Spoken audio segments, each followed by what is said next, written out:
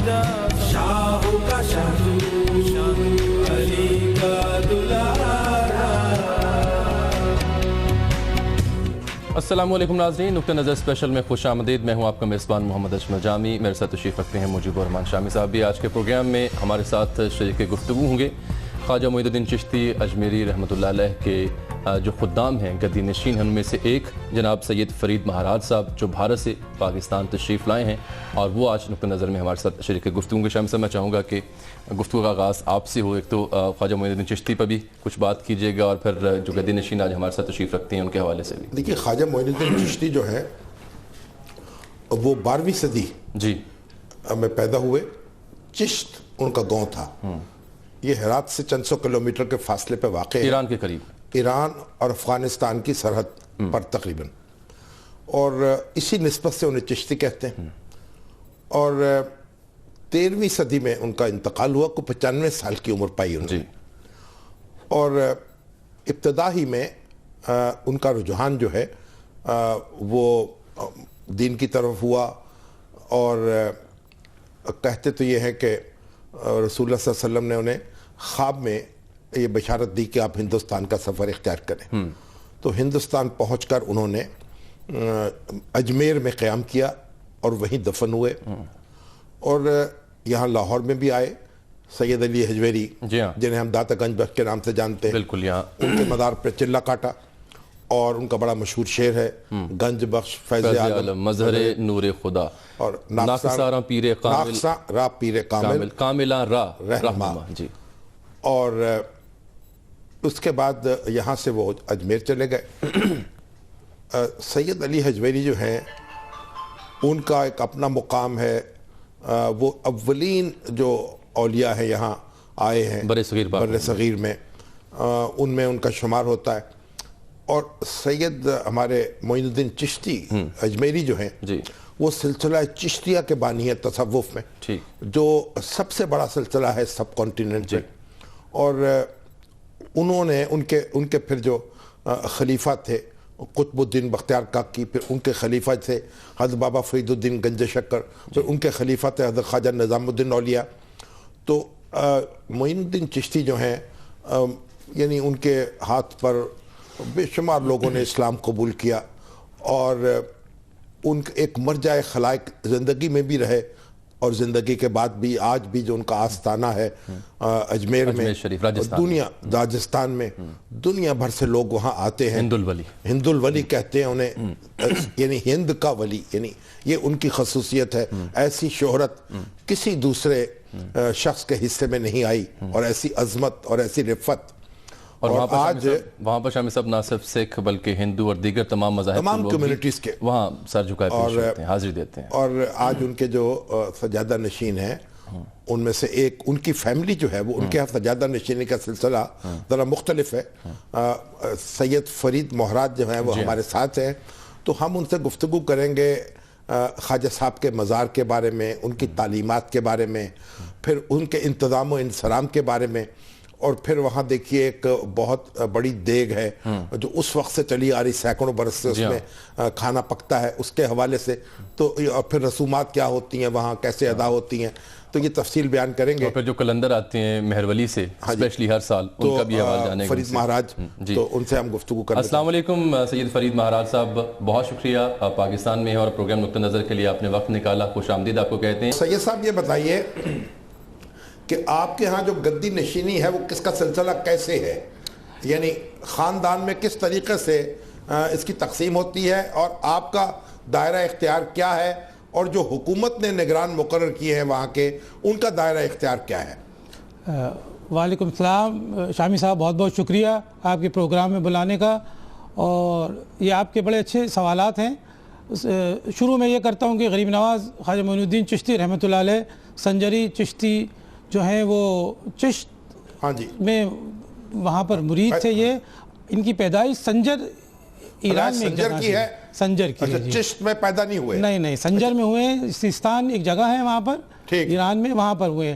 तो पहले तो ये, दूसरी चीज़ ये मगर चिश्त में आकर इन्होंने क़याम किया जी, और वहीं से चिश्तिया सिलसिला शुरू हुआ। हज़रत अबू इसहाक़ शामी रहमतुल्लाह अलैह, इन्होंने शुरू में आके यहाँ पर चिश्त के अंदर एक मदरसा और खानका कायम की और वहीं से सारे चिश्तिया सिलसिले के लोग वहीं से ही मुंसलिक हैं। ठीक। जहाँ तक हमारा जो है ताल्लुक़ वो ख्वाजा गरीब नवाज़ रहमतुल्लाह अलैह के एक कज़िन भी थे और उनके पीर भाई थे सैयद ख्वाजा फ़खरुद्दीन गर्देज़ी, ये गर्देज़ के थे। ठीक। और सादात में से थे, आपके पीर भाई होने के साथ साथ खादिम ख़ास भी थे। तो ये आपके साथ साथ आए और हज़रत ख्वाजा उस्मान हारूनी रहमतुल्लाह अलैह जो गरीब नवाज़ के पीर थे, उनकी ये हिदायत थी उनको कि आप इनके साथ ही रहेंगे, कहीं नहीं जाएंगे। ठीक। वहीं वो आपके साथ रहे और उनकी औलाद में से हमें तो जो गुम्बद का है मामला, उसकी चाबी हम लोगों के हाथ में होती है। यही जो उसे रोजा जिसे कहते हैं, जी जो जी, एरिया वो गुम्बद के नीचे जो है उसकी चाबी वो ताले में होता है, वो हम लोग ही खोलते हैं, हम ही बंद करते हैं। उसकी सारी जिम्मेदारी हमारी होती है, सारी रसूमात हम लोग अदा करते हैं। ये ख्वाजा फ़खरुद्दीन गर्देज़ी के 7 ख़ानदान है उनकी औलाद में से, जिसमें से चाबी हर हफ्ते के दिन एक ख़ानदान के पास होती है। तो ख्वाजा साहब की जो अपना ख़ानदान है, अपने औलाद जो है जी वो नहीं है कोई? नहीं, वो वहाँ पर वो ख्वाजा फ़खरुद्दीन चिश्ती रहमतुल्लाह अजमेर शरीफ से कुछ दूर हैं और दूसरे उनके साहबजादे हैं। उनकी औलाद जो है वो वहाँ पर अजमेर से चली गई थी, मुंतकिल हो गई थी, हिजरत कर गई थी। ठीक। हमारे लिए हुक्म नहीं था, हमारे लिए था कि आप वहीं रहें, तो 800 साल से वहीं हैं हम। ठीक ठीक है। अच्छा, अब सात है। शाम साहब एक ब्रेक ले लें और फिर आगे बढ़ते हैं। यहाँ नाज़रीन लेंगे एक ब्रेक और ब्रेक के बाद वापस आएंगे तो गुफ्तगू का सिलसिला।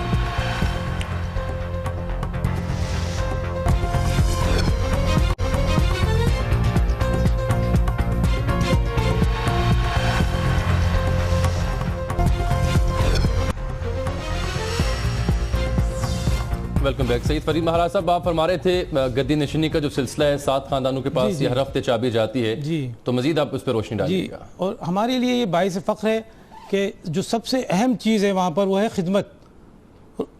दरबार शरीफ की जो रोज़े की खिदमत होती है, तो हमारे पास क्योंकि चाबी होती है, हम सुबह फजर के वक़्त वहाँ पर दरवाज़ा खोलते हैं, अजान दी जाती है और वहाँ पर जितनी भी जो चढ़ावा होता है रात का, फूल चादर वगैरह, उसकी सफाई करके दोबारा ज़ायरीन के लिए खोल दिया जाता है। और पैसे भी जी, वहाँ जो रकूम जो है जी वो मैं उस पर आ रहा हूँ मैं। हाँ जी। अच्छा, वहाँ पर जो भी नजराना होता है दरगाह शरीफ के अंदर, वो जिस दिन जिसकी चाबी होती है उसके हक़ में होता है।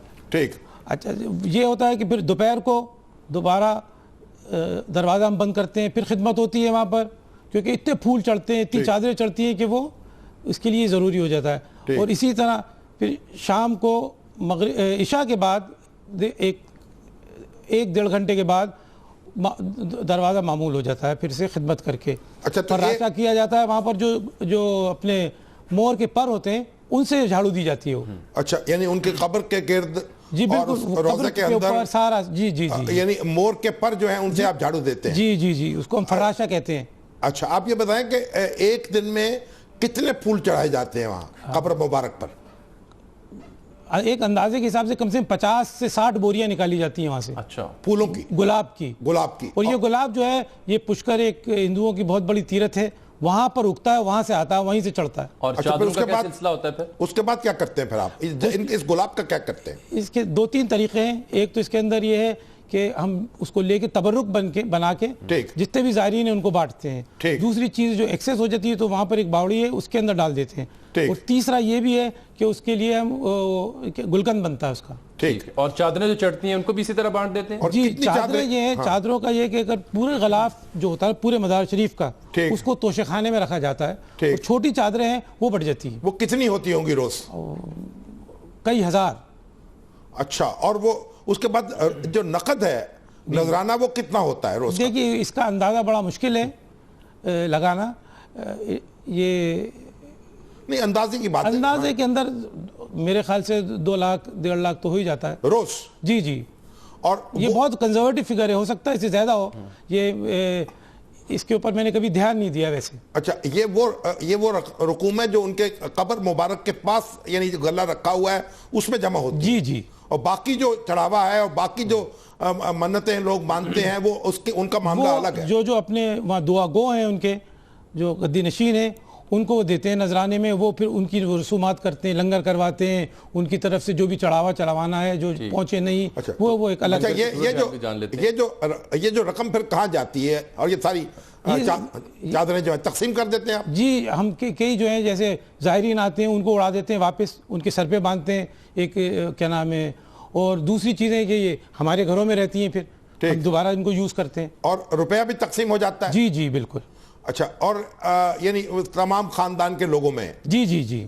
اچھا, آپ یہ بتائیں کہ یہ جو کل رقبہ کتنا ہے مزار کا؟ یہ ایک کنزرویٹو ایک ایسٹیمیٹ ہے. ایکچولی ہماری بھی یہ کوشش ہے کہ اس کا ماسٹر پلان بنایا جائے, مگر ایک اندازے سے 500 یارڈز بائی 500 یارڈز. اچھا, کہیں لمبائی میں تو پورا 500 یارڈ ہے, ٹھیک, مگر چوڑائی کے اندر کہیں چھوٹا بھی ہو سکتا ہے, کہیں بڑا بھی, تو اباؤٹ 20,000 to 25,000 اسکوائر یارڈز. اچھا, یہ ٹوٹل جو ہے سارا؟ جی جی جی. اچھا, اب اس کے اندر میرے خیال کئی مسجدیں ہیں اس کے اندر؟ جی, 4 مسجدیں ہیں.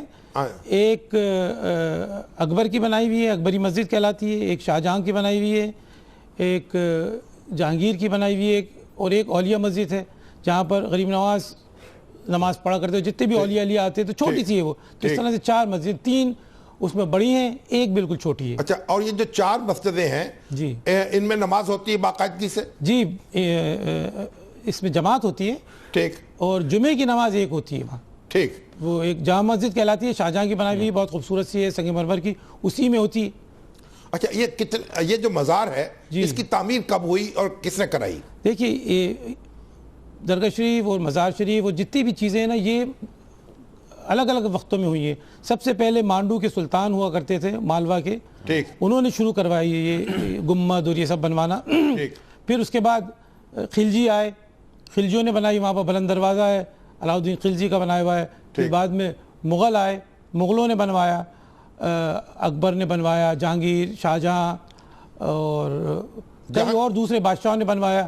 پھر سندھیاز نے بنوایا, اور وہاں پر ایک حوض ہے جو کوئین میری سے وہ ہے انگلینڈ کی 1921 کے اندر, اس نے بنوایا. سو الگ الگ لوگوں نے. اور نظام حیدرآباد کی طرف سے سمہ خانہ ہے, نظام گیٹ بہت بڑا بنا ہوا ہے, وہاں پر وہ اپنے نظام حیدرآباد کا بنایا ہوا ہے. تو الگ الگ وقتوں میں لوگوں نے الگ الگ بنوائے. تو ایک وقت میں اس پوری جو احاطہ ہے جی, یا پورا جو ایریا ہے اس کے اندر کتنے لوگ آ سکتے ہیں ایک وقت میں؟ دیکھیے, ہر مہینے, ہر ہجری منتھ کے اندر 6 تاریخ کو وہاں پر چھٹی منائی جاتی ہے, جس کے اندر چشتیہ سلسلے کا شجرا پڑھا جاتا ہے اور دعا کی جاتی ہے. ٹھیک, اس وقت ایک ایسٹیمیٹ ہے کہ 1.25 لاکھ آدمی اس کے اندر آ سکتے ہیں کھڑے ہوئے. ٹھیک, اس کا پورا جو ایریا ہے اس میں مطلب بھر جاتا ہے. بالکل بالکل. یعنی اگر وہ 9 بجے دعا شروع ہوتی ہے, اگر آپ 8 بجے نہیں پہنچیں گے تو دروازے کے اندر سے انٹر نہیں ہو سکتے. یعنی صبح کے وقت؟ جی جی, صبح. اچھا, یہ بتائیں کہ یہ جو روزانہ زائرین کتنے آتے ہیں, کتنی تعداد میں؟ اس کا بھی ایکچولی کوئی سائنٹیفک وہ گنتی نہیں کی گئی ہے, مگر ایک ایسٹیمیٹ کے حساب سے 25 سے 30 ہزار آدمی آتے ہیں ڈیلی. ٹھیک ہے, اور یہ کچھ وقت ہفتے کے اندر 1 آدھ دن ہوتا ہے جب کم ہو جاتے ہیں, پھر جیسے جمعرات آئی, جمعہ ہوا, سنیچر, اتوار, ان دنوں میں بڑھ جاتے ہیں. تو اجمیر جو ہے, جی, اجمیر میں اس وقت مسلمانوں کی اور غیر مسلموں کی آبادی کتنی ہے؟ ٹوٹل ہے 8 لاکھ اجمیر شہر کی آبادی. ٹھیک, جی. ان میں کتنے مسلمان ہیں؟ 15 سے 20% ہیں. اچھا, اور ضلع اجمیر میں؟ جی, اجمیر کے ضلع میں؟ ضلع کے اندر 12 لاکھ کی آبادی ہے, اور وہ گاؤں دیہاتوں میں بہت زیادہ ہیں. وہاں پر 30 سے 40% مسلمان ہیں کچھ علاقوں میں, بلکہ ایم پیز جو ہوتے ہیں, ہمارے ایم ایل ایز جو ممبر آف لیجسلیٹو اسمبلی, اس میں 2 ہمیشہ مسلم میجورٹی ایریا سے ہی چنے جاتے ہیں. کبھی مسلمان ہوتے ہیں, کبھی غیر مسلم ہوتے ہیں. تو اس دربار شریف کو شاہ صاحب یہ فرمائیں کہ ہندوستان کی گورنمنٹ کی سرپرستی بھی حاصل ہے کسی ایکٹ کے تحت؟ جی جی, 1955 کا درگاہ ایکٹ ہے, جس سے جو وہاں کا وقف کی پراپرٹی ہے, گاؤں ہیں اور جو عمارات ہیں, اور وہاں پر جو گیسٹ ہاؤسز ہیں جو درگاہ کے ہیں, اس کے وہ اس یعنی کہ عام اوقاف بورڈ کے اندر میں نہیں آتی. یہ اسپیشل ایکٹ ہے درگاہ شریف کے لیے بنایا گیا. یعنی جو وقف ہے جی, وہ کتنا ہوگا؟ یعنی زمین ہے, جائیدادیں ہیں, مکان ہے, کیا ہے؟ کئی 100 کروڑوں میں ہوگی. کئی 100 کروڑ میں اس کی جی جی جی, اور اس سے آمدن ہوتی ہے باقاعدہ؟ جی, باقاعدہ آمدنی ہوتی ہے. اسکول چلتا ہے بہت بڑا وہاں, خواجہ ماڈل اسکول. اچھا جی. اور ہاسپٹل چلتا ہے, اور لنگر جو بنتا ہے وہاں پر روز صبح اور شام, وہ اور بہت ساری چیزیں ہیں, فلاحی کام ہوتے ہیں وہاں پر. جو یہ درگاہ کی طرف سے جو ایکٹ جو وقف کی طرف سے ہوتے ہیں. اچھا یہ جو ایک دیگ ہے جی کہتے ہیں کہ سینکڑوں سال سے وہ دیگ جو ہے وہ وہیں کی وہیں ہے اور اس میں لوگ لاتے ہیں اور چیزیں ڈالتے چلے جاتے ہیں اور پکتی ہیں. وہ کیا وہ دیگ اسی طرح سے چل رہی ہے؟ یہ 2 دیگیں ہیں وہاں پر, ایک اکبر کی ہے اور ایک جہانگیر کی ہے. ایک میں 120 من بنتا ہے, ایک میں 60 من. اچھا جی. اور یہ ان کی منت کی ہیں دیگیں, دونوں نے اپنی طرف سے لگائی تھی اور اسی جگہ ہے وہیں ہے. وہ میٹل ہے, ایک خاص میٹل ہے جو ابھی تک رسٹ نہیں ہوا, اس کو کہیں کہیں جب چھید ہوئے ہیں تو اس کو معمولی سی ویلڈنگ کر کے مرمت کر لی گئی ہے, مگر یہ فکسڈ ہے. اور اس کے اندر جب دیگ کا کھانا جب نکالا جاتا ہے تو ایک حد تک تو آپ کا ہاتھ پہنچ جاتا ہے بالٹی کے ساتھ نکالنے کے لیے. اس کے بعد اس کے اندر سیڑھی ڈالی جاتی ہے اور جو نکالنے والے ہیں اس سیڑھی میں سے اتر کے دیگ کے اندر وہ پھر نکالتے ہیں. اچھا یہ بتائیں کہ یہ جو دیگیں ہیں یعنی ان کے نیچے آگ جلتی رہتی ہے؟ نہیں, جب پکتی ہے جب جلتی ہے, ہر وقت نہیں جلتی. ٹھیک ہے, ہر روز نہیں پکتی یہ دیگ؟ جی تقریباً آج کل روز ہی پک رہی ہے. اچھا, اور یہ یعنی اس کی جو دھات ہے خراب نہیں ہوئی؟ جی نہیں, یہ جو ہے کچھ کہیں جگہ سے وہ کریک ہو گیا تھا یا ٹوٹ گیا تھا تو انہوں نے ویلڈ کر کے صحیح کر دیا, مگر ابھی بھی وہی اوریجنل ہے, ریویٹڈ ہے پوری. یعنی کس طرح سے بنائی گئی؟ یہ تو بڑی عجیب بات ہے. جی ہاں, یہ تو اس زمانے کے کاریگروں کا کمال ہے, ہم بھی یہ سوچتے ہیں کس طرح سے بنائی گئی. تو شاہ صاحب اس میں پکتا کیا ہے؟ لنگر کی خصوصیت کیا ہے؟ چاول پکتی ہیں, دال پکتی ہے, کیا لنگر کی کیا خصوصیت ہے؟ چشتیہ سلسلے کا ایک موٹو ہے کہ جو بھی لنگر ہوگا چشتیہ سلسلے میں وہ ویجیٹیرین ہوتا ہے, اس کے اندر گوشت نہیں پکتا ہے. ٹھیک. تو جیسے جو کا دلیا ڈیلی صبح شام بنتا ہے, دیگ کے اندر میٹھا ہوتا ہے, اس میں چاول اور گھی اور شکر اور ڈرائی فروٹس ڈل کے بنتا ہے. یعنی یہ جو دیگیں ہیں ان میں گوشت نہیں ڈالا جاتا؟ نہیں, کبھی بھی. کسی ہمارے جو چشتیہ سلسلے میں جو آفیشیل لنگر ہے وہ لوکل سینسٹیوٹیز کو دیکھتے ہوئے بزرگوں نے منع کر دیا کہ بھائی دیکھیے یہاں پر سب لوگ کھاتے ہیں, کسی کو نہیں پسند, کسی کو پسند, تو کیوں کسی کا دل آزاری کریں. میں آپ سے مزید بات کرتے ہیں, ہم یہاں پہ آپ کو روکنا ہوگا, معذرت چاہیں گے کیونکہ بریک کا وقت آن پہنچا. ناظرین آپ سے ملتے ہیں اس بریک کے بعد اور پھر جانیں گے کہ اجمیر کے لنگر کی مزید کیا خصوصیات ہیں.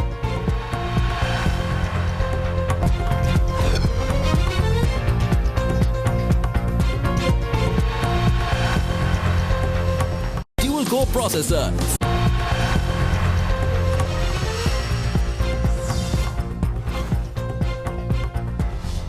ویلکم بیک ناظرین. بریک سے پہلے ہم بات کر رہے تھے کہ اکبر اور جہانگیر کی منت کی 2 دیگیں ہیں جو اجمیر شریف پر رکھی گئی ہیں, وہاں پہ نصب ہیں اور ان میں لنگر پکتا ہے ڈیلی منو کے حساب سے.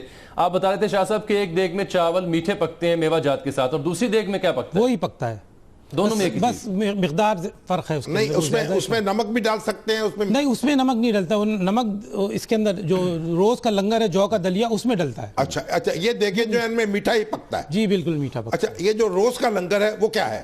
یہ جو کا دلیا, یہ بھی جہانگیر کے زمانے میں اس نے جاگیر وقف کر دی تھی, اور یہ صبح فجر کی نماز کے بعد تقسیم ہوتا ہے اور شام کو عصر کی نماز کے بعد تقسیم ہوتا ہے. یہ تو ڈیلی ہے, اس کی وقف ہے آلریڈی, اور جو ہماری درگاہ کی جو وقف کی جو کمیٹی ہے وہ اس کی ذمہ داری ہے کہ اس کا اخراجات اٹھائیں. تو یہ بتائیں کہ کتنی مقدار میں جو آتے ہوں گے؟ وہ تو منوں کے حساب سے جی. اچھا, اور یہ لوگ وہاں جو ہیں زائرین وہ یہی کھاتے ہیں؟ زائرین ہیں جو وہاں کے مقیمین ہیں, بلکہ وہ ایک طرح سے شفا بھی ہے. کئی لوگ تو وہاں کا وہ لنگر جو کا دلیا پی کے شفا پاتے ہیں. ٹھیک ہے, شاہ صاحب آگے بڑھتے ہیں. شاہ صاحب اجازت دیجیے گا, جی. میں جاننا چاہ رہا تھا یہ جو ہر عرس مبارک پہ جو دہلی قریب مہرولی کا مقام ہے وہاں سے کچھ کلندر آتے ہیں اور وہ روایت ہے صدیوں سے کہ وہ خصوصی طور پر حاضری دیتے ہیں, وہ کیا سلسلہ ہے؟ یہ جب خواجہ غریب نواز نے پردہ فرمایا تو آپ کے جو خلیفہ تھے خواجہ قطب الدین بختیار کاکی رحمۃ اللہ علیہ, وہ چھڑیاں کہتے ہیں اس کو, جھنڈے لے کے وہاں سے پیدل چل کے آیا کرتے تھے یہاں پر عرس کے وقت کے اوپر. تو وہ کم سے کم 20 دن لگتے ہیں وہاں سے آنے میں, 21 دن. تو وہ روایت آج بھی ملنگ لوگ ہیں جو اکٹھے ہوتے ہیں وہاں پر قطب صاحب میں, اور وہاں سے پھر یہ چلتے ہوئے آتے ہیں پورے رستے پیدل, اور ان کے ساتھ ہاتھ میں علم ہوتا ہے, اور پھر یہاں پر آگے علم پیش کرتے ہیں اور پھر نکل جاتے ہیں. اور قوالی کا جو سلسلہ ہوتا ہے ان کی آمد کے ساتھ, اجمیر کی قوالی بالی ووڈ تک جا پہنچی, پھر اس کا بھی حوال بیان کیجیے, اس کی کیا خصوصیت ہے؟ قوالی تو صرف خانقاہوں میں ہی ہوتی ہے, یہ تو خامہ خواہی کی ہے آپ بات کرنا بالی ووڈ تو جیسی, مگر یہ نہیں, میں کہہ رہا ہوں کہ وہاں تک بھی اس کی تاثیر چلی گئی کہ انہوں نے بھی وہاں پہ آ کے فلمایا. جی. قوالی جو ہے غریب نواز نے جو ایران اور افغانستان کا میوزک کا کلچر تھا اور ہندوستان کا, کہ یہاں پر لوگوں کو دینی تعلیم کے لیے بھی میوزک یوز کیا کرتے تھے اور اشعار یوز کرا کرتے، تو وہی آپ نے یہاں پر کیا نام ہے قائم کیا، اور لوکل لوگوں نے اللہ کی تعریف، اللہ کے محبوب رسول صلی اللہ علیہ وسلم کی تعریف، اور جو بھی شیخ ہیں ان کی تعریف منقبت گانا شروع کر دی اپنی اپنی زبان میں۔ اس زمانے میں بھوجپوری تھی یا پراکرت زبان تھی، پھر فارسی میں بھی گانے لگے، تو یہی سسٹم ابھی تک ہے، وہ اردو میں گانے لگ گئے ہیں، اور اس کو جو پرفیکشن دیا ہے وہ حضرت امیر خسرو نے خواجہ نظام الدین اولیاء کے دور میں کیا گیا ہے۔ اچھا، یہ اس وقت جو قوالی ہے وہ کس وقت ہوتی ہے؟ عام طور پہ روز ہوتی ہے؟ جی، وہاں پر قوالی جو ہوتی ہے 24 گھنٹے ہوتی ہے، الا نماز کے وقت اذان ہوتی ہے تو بند ہو جاتی ہے، یا محرم کے 12 دن نہیں ہوتی ہے، وہاں پر ہوتی ہے بے ساز کی ہوتی ہے مگر۔ اچھا، مگر یہ بتائیں کہ یہ جو قوال جو ہیں وہ دنیا بھر سے وہاں آتے ہیں یا کوئی مخصوص قوال ہیں جو مقرر ہیں وہ اپنا وہی قوالی کرتے ہیں؟ ایک وہاں پر ہمارے یہاں 2 چوکیاں ہیں، قوال کی جو پارٹی اس کو چوکی کہتے ہیں، ٹھیک، تو یہ شاہجہاں کے زمانے میں ان کو مقرر کیا گیا تھا، وہ آج بھی تنخواہ درگاہ دیتی ہے ان کو 5 یا 10 روپے، وہ پرانے زمانے کی، ٹھیک، اور ان کو شاہی قوال کہتے ہیں، ٹھیک، تو یہی ہے ان کا حق ہے، یہی گاتے ہیں۔ اچھا، اور باہر کے جو لوگ آتے ہیں وہ بھی گاتے ہیں، مگر ان کے ٹائمنگ بندے میں ان کو ضروری ہے اس وقت پہ گانا۔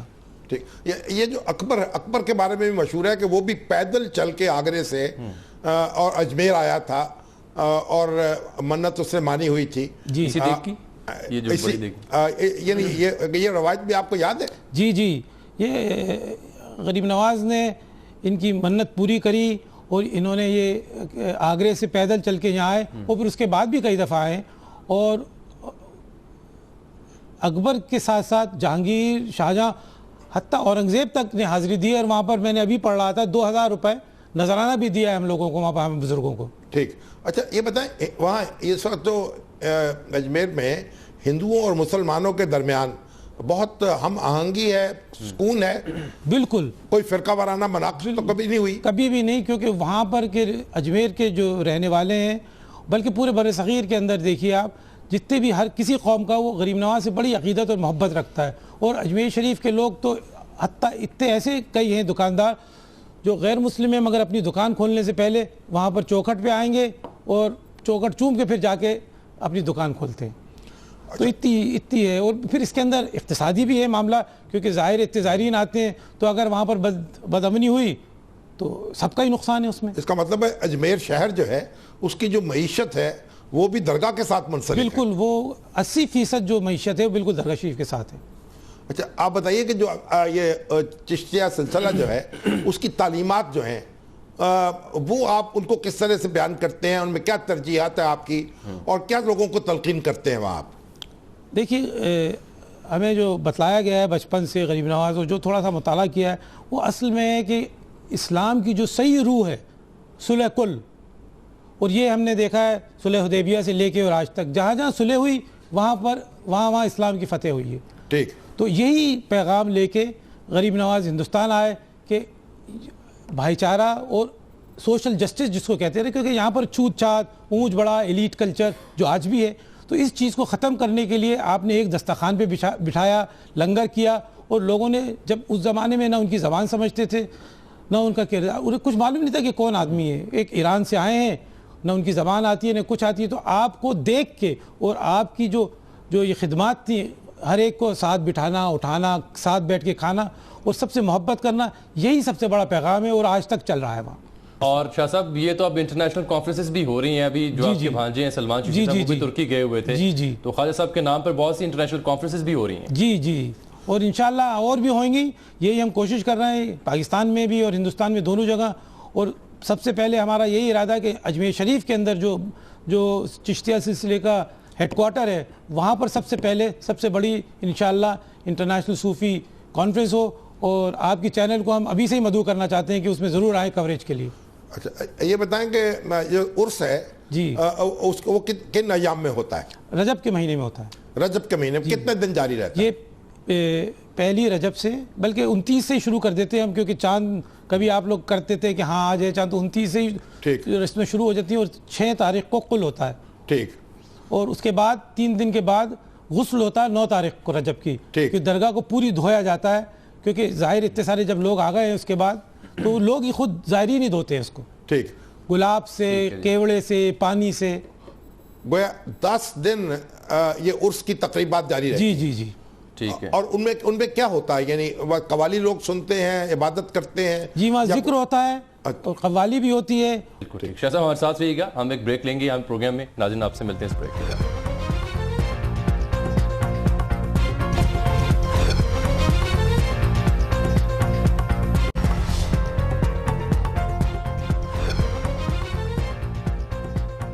ویلکم بیک ناظرین. شاہ صاحب یہ فرمائیے گا کہ صدر اوباما جو ہے امریکہ کے، انہوں نے بھی چادر بھجوائی تھی خواجہ صاحب کے لیے، اور یہ پہلی دفعہ تاریخ میں ہوا ہے؟ جی یہ پہلی دفعہ کسی بھی مغربی ملک کے ہیڈ آف اسٹیٹ نے غریب نواز کے دربار میں چادر اور یہ کب کا واقعہ ہے؟ یہ ابھی 6 مہینے پہلے کا واقعہ ہے. یعنی اس کی کوئی تفصیل بیان کریں، کون لے کے آیا، کیا ان کی؟ جی یہ میرے بھانجے ہیں سید سلمان چشتی. ہاں جی. تو یہ امریکہ گئے ہوئے تھے، تو اسٹیٹ ڈپارٹمنٹ میں ان کی کوئی میٹنگ تھی، ٹھیک. تو وہاں پر یہ ذکر ہوا. تو پھر ان کے ہم صدر صاحب کی طرف سے بھیجنا چاہتے ہیں، تو کس طرح بھیجیں گے؟ تو انہوں نے کہا ہمارے ایمبیسیڈر صاحب ہیں جو دہلی میں، وہ آپ کو بلائیں گے اور آپ کو چادر پیش کریں گے. تو جو بھارتی وزیر اعظم ہے مودی، ان سے بھی کچھ بات منسوب ہے کہ غالباً انہوں نے چادر بھیجی یا چادر ان کو دی گئی تحفے میں؟ نہیں، یہ ہوا ہے کہ ہندوستان کے اندر جتنے بھی وزیر اعظم ہیں یا بڑے بڑے لیڈران ہیں، چاہے وہ کسی دین کے ہوں، ہندو ہوں، مسلمان ہوں، سکھ ہوں، عیسائی ہوں، سب اپنی طرف سے عرس کے اندر چادر بھیجتے ہیں. تو مودی صاحب نے بھی اس دفعہ عرس کے دوران اپنی طرف سے چادر بھیجی تھی، وہ پروٹوکول کے ساتھ آئی اور پیش ہو گئی اور قبول کر لیا گیا. جی جی جی. اور مودی غریب نواز کے دربار میں کسی کو کوئی رد نہیں ہوتا. ہاں کوئی رد نہیں ہوتا، سب کو قبول ہے، یہی ایک سب سے بڑی خوبی. تو یہ مودی جو ہیں وہ آئے بھی ہیں خود؟ نہیں ابھی تک نہیں آئے، انشاءاللہ ان کو دعوت دی گئی ہے. انہوں نے کہا کہ جب میرا بلاوا ہوگا میں ضرور حاضر ہوں گا. تو اندرا گاندھی جو ہیں جی وہ تو کئی بار آئی ہیں دربار جی پر. جی جی. وہ میرے دادا سید یوسف میاں مہاراج کی بڑی عقیدت مند تھی، اور ہمیشہ جب بھی آتی تھی انہی کے ساتھ آتی تھیں. اور آپ کے یہاں پر پریزیڈنٹ ضیاء الحق صاحب بھی، نواز شریف صاحب بھی آئے ہوئے ہیں وہاں پر. قریشی صاحب جب آپ کے گورنر تھے ان کے ساتھ یہ چیف منسٹر تھے. تو یہ سب ہمارے دادا حضور کے ساتھ ہی انہوں نے زیارتیں کی. ان کے علاوہ کون سی اہم شخصیات ہیں سیاست کی یا کسی اور شعبہ کی جو وہاں پر خصوصی طور پر حاضری دیا کرتے تھے یا ابھی بھی حاضری دیتے ہیں؟ دیکھیے صدر صاحب کی چادر آتی ہے وہاں، سونیا گاندھی کی آتی ہیں، ابھی موجودہ میں بتلا رہا ہوں، اور واجپئی صاحب ابھی بڑے علیل ہیں کئی عرصے سے، مگر ہر عرس کے اندر ان کی طرف سے چادر آتی ہے. ان کا جو خاص آدمی ہے وہ لے کے آتا ہے. اور اپنے ہمارے جو چیف منسٹر ہیں راجستھان کے اور یو پی کے، جتنے بھی ہمارے پروونسز ہیں وہاں پر، اسٹیٹس ہیں، وہاں کے جو ہیڈ آف اسٹیٹ ہیں یا چیف منسٹر ہیں، وہ عقیدت سے اپنی چادریں خود لے کے آتے ہیں یا پھر بھجوا دیتے ہیں. تو آپ کا نام جو ہے وہ بابا فرید الدین گنج شکر کے نام پہ رکھا گیا؟ جی جی. میں 5 محرم کو پیدا ہوا تھا، تو ہمارے پردادا نے اس دن کی نسبت سے کہ عرس بابا صاحب کا، تو میرا نام رکھا تھا.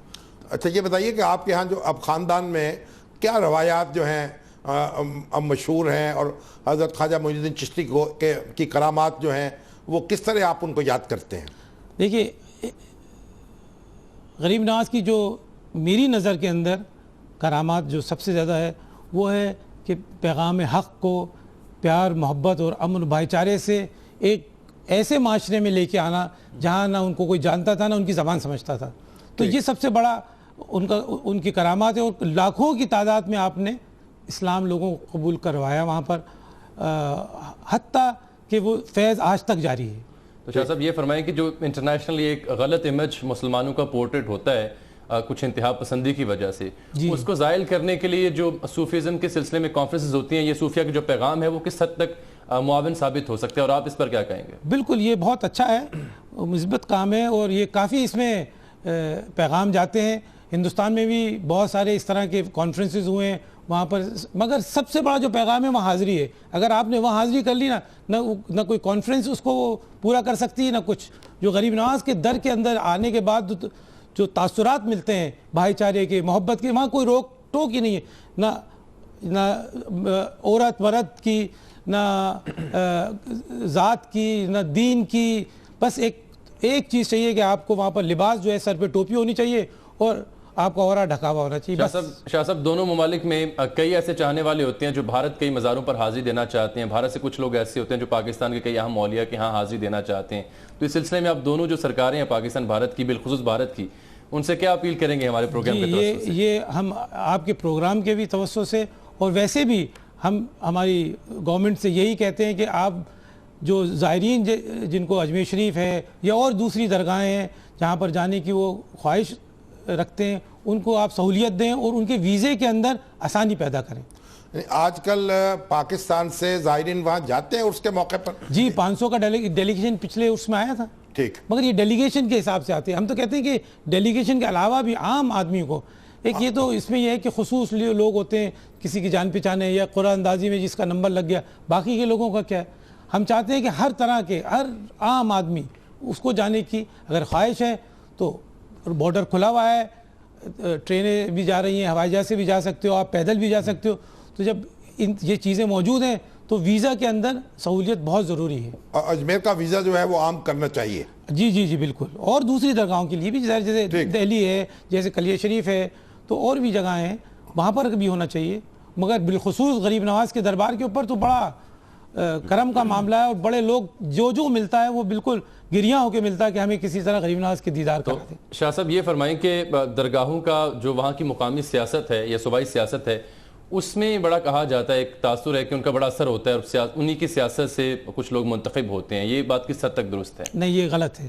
دیکھیے چشتیہ سلسلے کے اندر بالخصوص یہ سیاست دور رہے ہیں. ہم غریب نواز اور جتنے بھی ان کے بزرگان دین چشتیہ سلسلے کے وہ اس معاملے میں دور ہی رہے ہیں, کیونکہ یہاں پر تو فیض ہے سب کو برابر سمجھنا ہے. ہم اگر کسی پارٹی کو سپورٹ کر دیں یا کسی پارٹی کی مخالفت کر دیں تو پورا مشن جو ہے وہ پھر ڈریل ہو جاتا ہے. تو آپ کسی امیدوار کو کبھی انڈورس نہیں کرتے؟ جی نہیں. یا اس کی کوئی باقاعدہ حمایت نہیں کرتے؟ جی نہیں, جی نہیں. ہم جا کے خود اپنا ووٹ دے دیتے ہیں, وہ جو ہوتا ہے سیکرٹ بیلٹ. خود وہاں سے کوئی اعلان نہیں ہوتا کہ اس کی جیسے بادشاہی مسجد کا امام ہے وہ یہ جی ہاں یہ مسجد والے لوگ کرتے ہیں, امام صاحب ہمارے شاہی مسجد والے اور دوسرے لوگ, مگر ہم لوگ چشتیہ سلسلے کے لوگ خاص طور کے اوپر اس چیز کو اوائڈ کرتے ہیں. تو لیکن جو امیدوار ہوتے ہیں وہ الیکشن ڈیز میں تو آتے ہوں گے درگاہ شریف؟ بالکل آتے ہیں, دونوں طرف کی پارٹی. بالکل جی آپ کی بات صحیح ہے. دونوں پارٹی یعنی دو کھڑے میں دونوں کہتے ہیں غریب ہمیں جتائیں. تو یہ معاملہ ہے. تو اس پر آپ پھر کیا کرتے ہیں جب آپ سے حمایت دونوں کو دعا دیتے ہیں نا؟ اچھا جی بالکل. اچھا مگر وہاں عام طور پر کیا نظر یعنی لوگ دیتے ہیں کہ کس طرح کی منتیں مانی جاتی ہیں اور کس منت ماننے کا طریقہ کیا ہے؟ دیکھیے یہ دل کی باتیں ہیں. اب زیادہ تر لوگ جو منت مانگتے ہیں وہ بتلاتے نہیں ماننے والے, جو ظاہر نہیں کرتے.